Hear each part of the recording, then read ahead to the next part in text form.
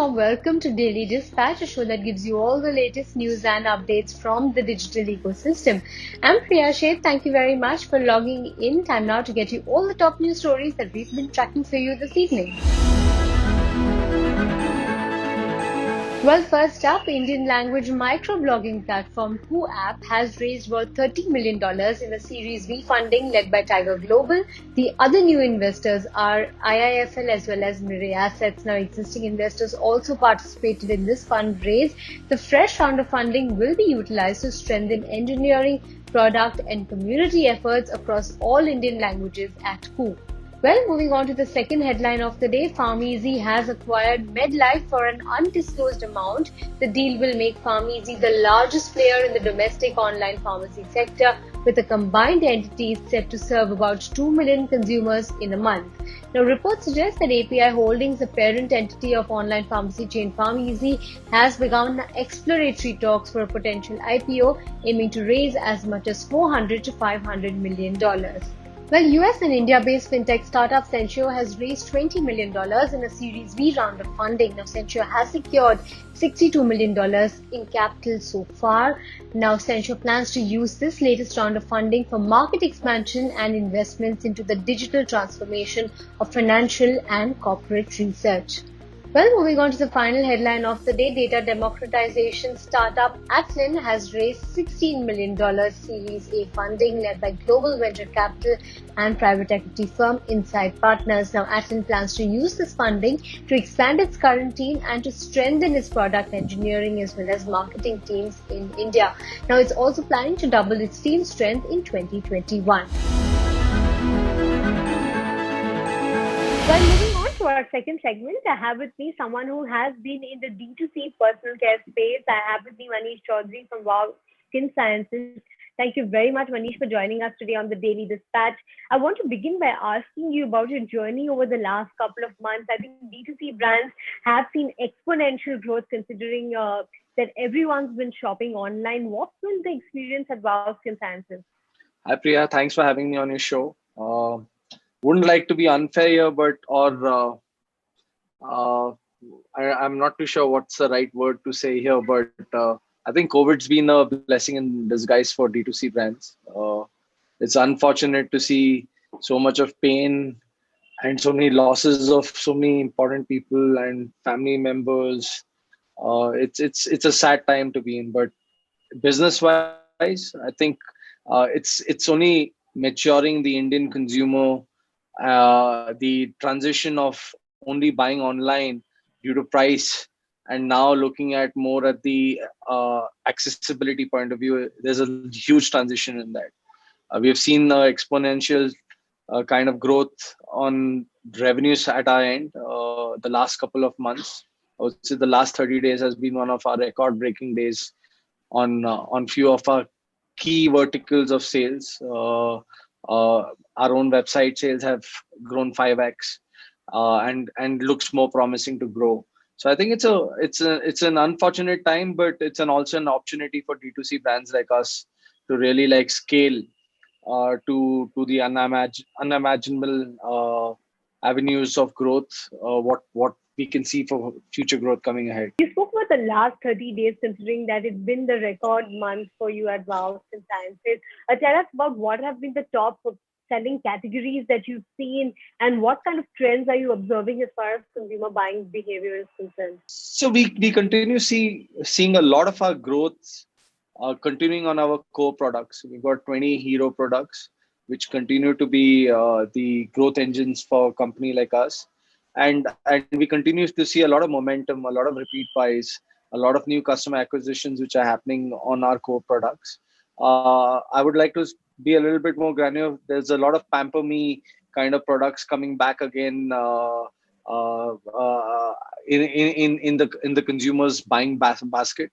We're seeing a lot of face masks, seeing a lot of body washes, a lot of Pamper Me products, but our core hair and skin category, which we are very popular on, continues to fuel growth for us even times like this. When you talk about the whole personal care space, there are so many brands out there, specifically in the naturals, organic space, that have mushroomed over the last couple of months.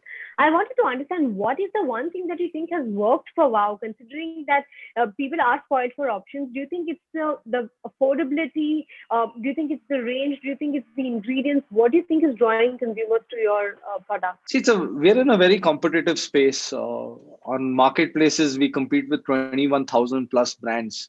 That's steep competition. But what continues to see a lot of loyalty towards our brand. You see a lot of repeat consumers coming to continue to buy our products. Also seeing a lot of new consumers who are also buying through word of mouth, which is also a very large channel or a referral point of view which we have. Now, it's a very interesting question. How do you divide yourself from the rest? We continue to push the trust factor with our consumers in a very large way. We've been in transparency, being honest with our customers has worked for us, and we'll continue to push that pedal. So consumers, at least at our customers at our end, continue to ask questions for us. Why should we exist as a brand to start with, and why are you different as an offering to other competing brands? So we'll continue to be more transparent, a little bit more deep diving thinking towards the consumer's need, and that'll continue to be a very key area or a USP what a company like us will continue to build for consumers going ahead. One thing that stands out when you look at Wow's portfolio, and I've been looking at the kind of products that you have available on your website, and I found this one category that's very interesting, which is samples. And I haven't seen too many brands even go ahead with this kind of positioning of samples. So, do you think that there is more such innovation in terms of smaller SKUs, interesting options for consumers that Wow is working towards? See, I think our record is very clear, reaching to consumers, and we know once a consumer uses our product, he's coming back and buying for more. There's an experience part. We spend a lot of time on how do you improve customer experience, his experience on customer care, and uniqueness of building products, and that's one of a big key metrics what we follow. And so in our company, we always have a go-to strategy point of view is acquire. And the best way forward for us has always been to reach out to new consumers, trying new products, because once it lands in their hands, they're coming for a lot more than what they are today. So it's all about giving consumers small trials, samples, and we'll continue to push that more and more, because more and more consumers use our products, the chances of them coming and buying either a full pack or more products in cross-pollinating categories within our own portfolio is large, which also increases our potential to service a lot more customer needs. Right. If you could give us a sense in terms of which categories are your largest selling categories at this point in time, in terms of overall revenue contribution, which are the biggest categories for you? And going forward, are you looking at further diversification, adding more categories to the portfolio? See, hair and skin continue to be our largest. We're very popular on the hair category, which is our largest.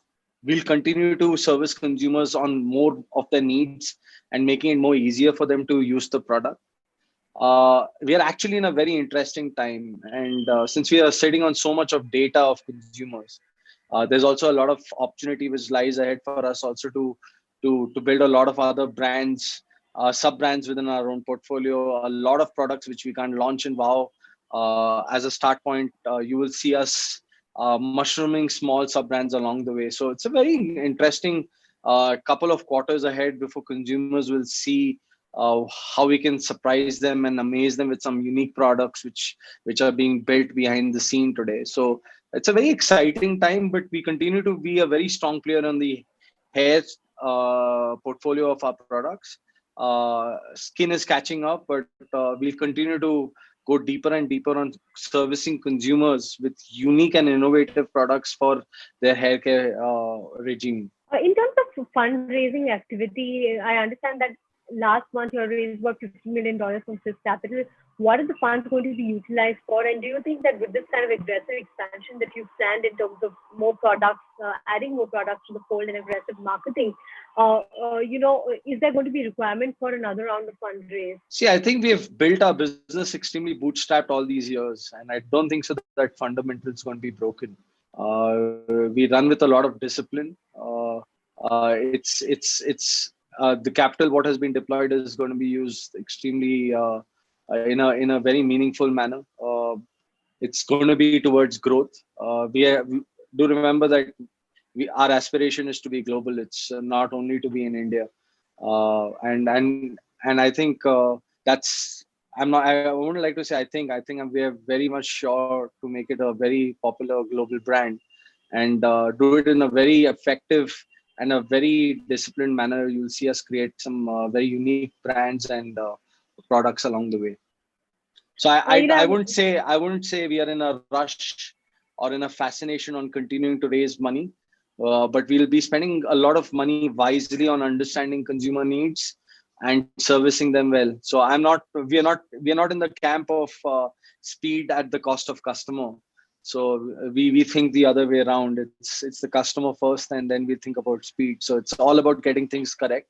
A lot of our funds, the fundraise was designed in a way of institutionalizing this company. It's not only building a brand, but also building an organization. And we are in a path of getting some very interesting folks who will be joining us in a couple of months, who will take this business to the next level. So very exciting times for brands like us to come. You're also on the path of $1 billion valuation coming up, is it? I think valuation is just a number for brands like us.